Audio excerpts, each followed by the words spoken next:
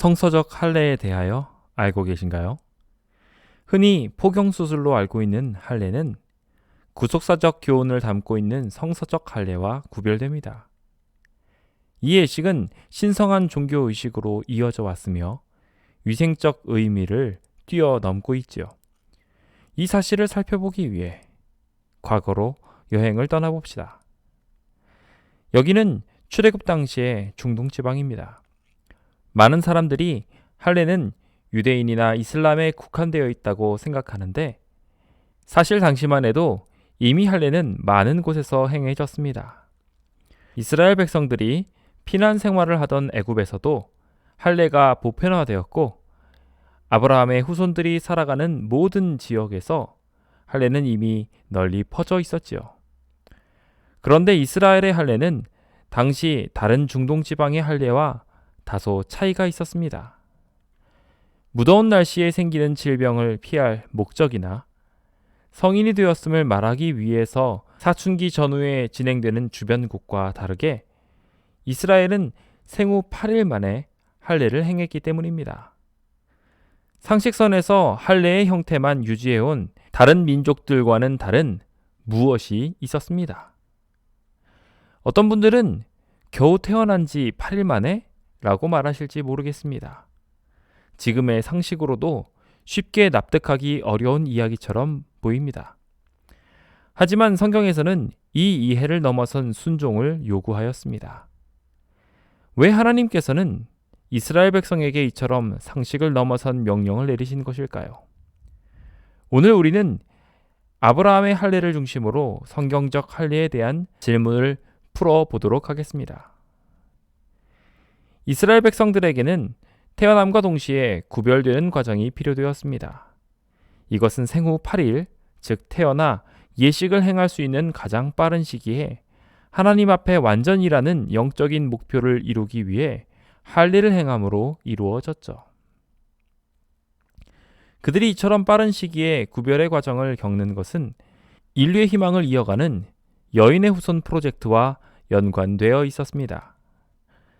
인류를 구원하기 위해 여인의 후손으로 태어나실 그리스도의 계보는 그 사명의 순결성과 거룩성을 수호하기 위하여 인간의 노력을 넘어선 신적인 역사와 거룩한 구별로 지켜지지 않으면 안 되었습니다.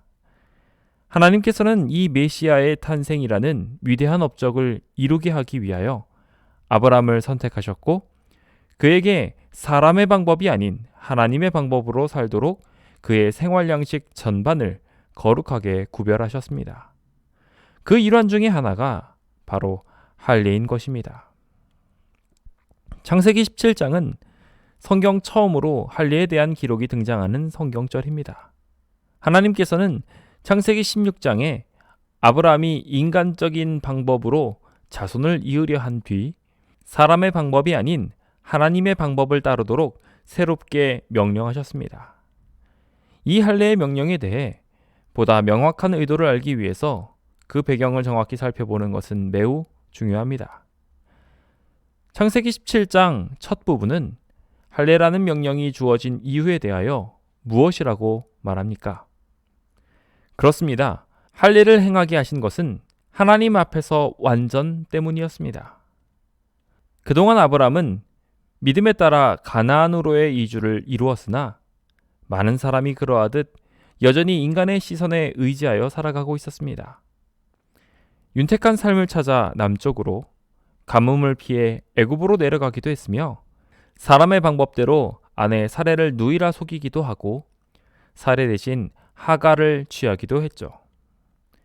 16장의 기사에 따르면 아브라함 나이 86세에 이스마엘이 태어나게 되었으니 75세에 하란을 떠나 10년의 기다림 끝에 하갈을 취했음을 알 수 있습니다. 약속을 믿으며 10년을 기다린 것도 분명 쉽지 않은 기다림이었을 것입니다.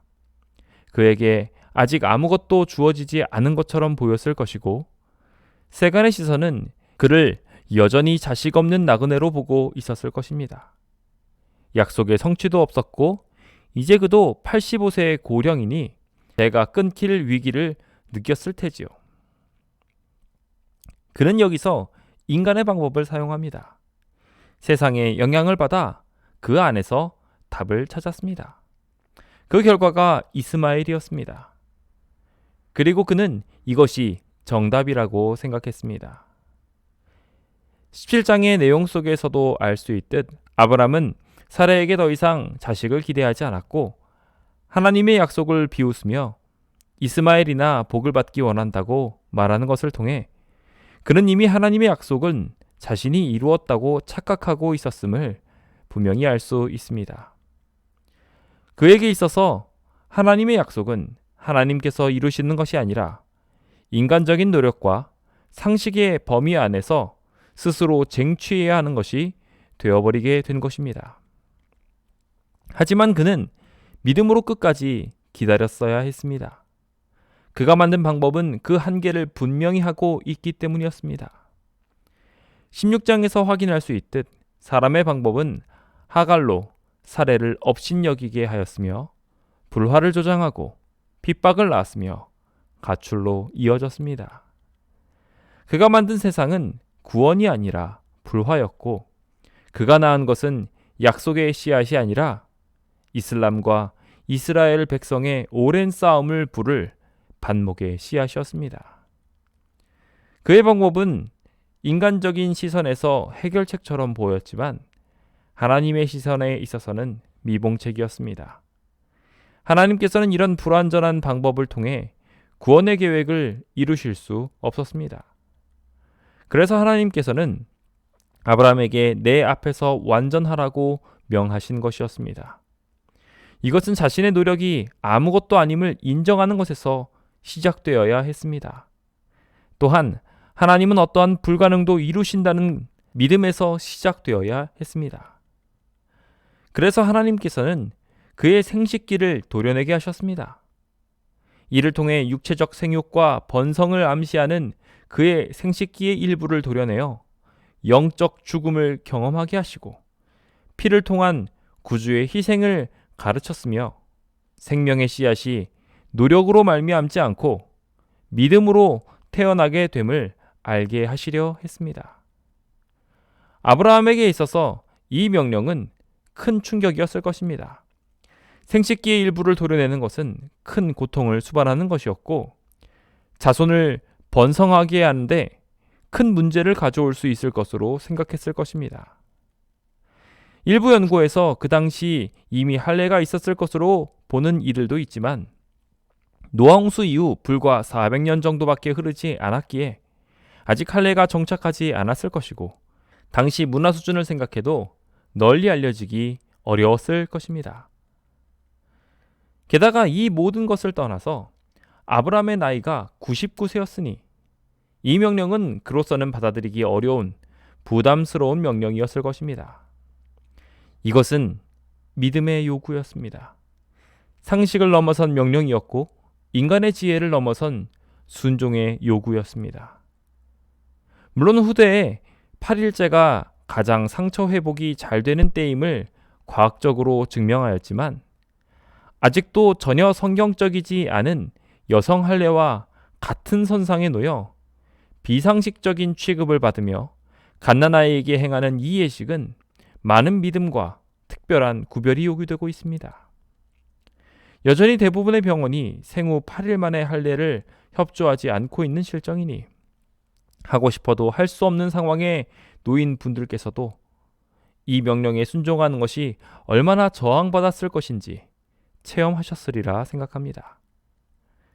이 당시에도 성서적 할례는 상식을 넘어선 요구였으며 아직 인체의 신비가 펼쳐지지 않은 당대의 아브라함에게 큰 모험이었을 것입니다.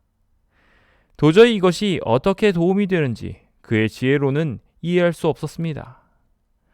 하지만 성경은 인간의 지혜와 노력의 허망함을 우리에게 말합니다. 접붙임으로 생명을 이어가려면 이미 죽은 나무 가지가 아닌 살아있는 가지에 해야 하듯 구원은 오직 하나님의 방법으로 이루게 되는 것이며 이것을 믿음이라고, 이것이 언약이며 이것이 유일한 해결책이라고 말하고 있습니다. 하나님은 늘 인간의 시야 너머를 보시며 인간의 최적의 인도자 되십니다. 우리는 아직 이해할 수 없는 신비에 속하지만 하나님은 이미 아시고 가장 좋은 길로 우리에게 제안하시며 믿으라고 하신 것입니다. 믿음이 우리 안에 자리 잡을 때 우리는 비로소 완전하게 됩니다. 불완전한 인간의 옷을 내려놓고 완전한 구원의 가죽옷을 입기 위하여 믿음으로 자신을 내려놓고 하나님의 의를 믿을 때 드디어 번성을 담을 수 있는 그릇이 되는 것입니다. 그래서 하나님께서는 이 믿음을 확인하기 위하여 하나님의 방법을 제시하십니다. 인간의 지혜를 넘어선 요구를, 세상의 상식을 벗어난 명령을 따름으로 이 사람의 믿음이 진실된 것인지를 확인하십니다.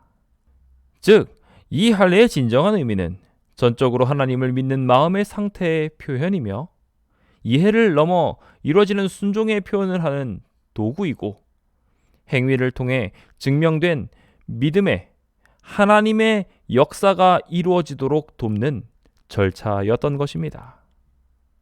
그래서 성경은 진심을 드러내기 위해 육체의 할례에 못지않게 그 목적인 믿음을 강조하기 위하여 마음의 할례에 대하여 여러 성경절을 통해 강조하고 있습니다.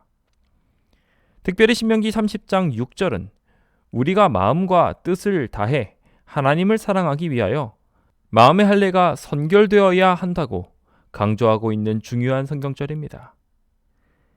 믿음과 순종을 위한 마음가짐이 먼저 이루어져야 비로소 하나님을 진정으로 사랑할 수 있게 됨을 분명히 가르쳐주고 있죠.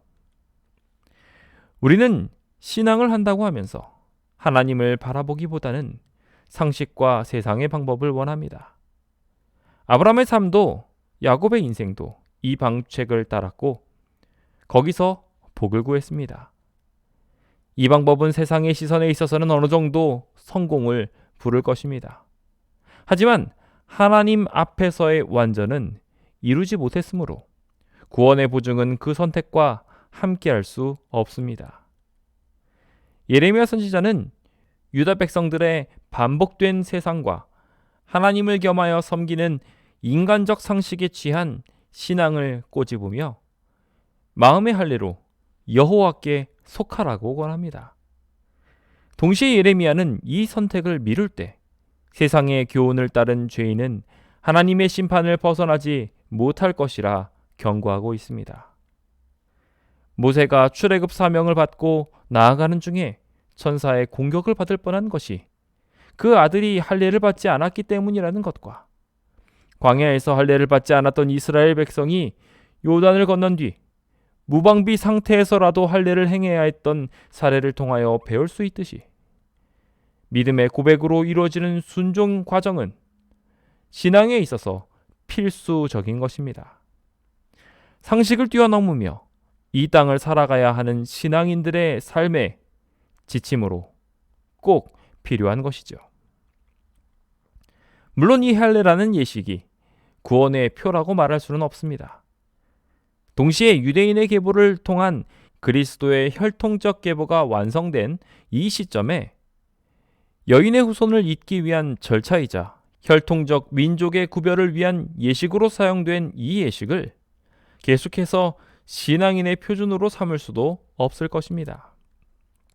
하지만 할례 예식은 여전히 우리에게 믿음과 순종이라는 교훈을 주고 있으며 당시의 상식과 지혜를 넘어선 믿음과 순종의 삶을 위한 하나의 샘플이 되어 우리 삶의 마음의 할례가 가능하도록 교훈과 지침으로 자리 잡아야 할 것입니다. 이제 우리 모두 아브라함이 할례로 믿음과 순종을 보인 것처럼 세상을 넘어선 믿음과 순종으로 무장한 새 사람이 됩시다. 아브라함에서 아브라함으로, 사레에서 사라로, 야곱에서 이스라엘로 변화해 세상을 넘어선 하늘의 백성으로 거듭나도록 새 마음 얻읍시다. 세상의 좁은 시야에서 벗어나 믿음의 시야를 가지도록 기도로 매달립시다. 우리는 이 땅에서의 짧고 낮은 인생을 바라보는 잡초가 되어서는 안 됩니다. 하늘에서의 약속을 향하여 살아가는 상록수가 되어야 하는 것입니다. 잡초들이 무수히 나고 자라나는 것처럼 보이며 금방 성장하고 끈질긴 것처럼 보이지만 그들의 열화는 한계에 지어져 있으며 그 열매는 한계가 있을 수밖에 없습니다. 우리는 이 틀에서 벗어나 더 높고 고상한 뜻을 향해 더 높이 자라가야 하는 것입니다. 이제후로는 이 땅의 방법과 상식의 노예가 되지 맙시다. 이 땅의 전통은 인간을 한계 지으며 하나님을 배격하고 거절하게 합니다. 이제 불가능의 장벽을 뛰어넘어 마음의 할례를 함으로 순종의 사람이 되어 봅시다. 이제 하나님께서는 여러분의 선택을 기다리고 계십니다. 오직 믿음만이 신앙의 기초이요 신앙의 시작임을 기억하셔서 세상을 이기는 믿음을 소유하시는 채널 Y 식구들 되시길 기도하고 응원하겠습니다. 감사합니다.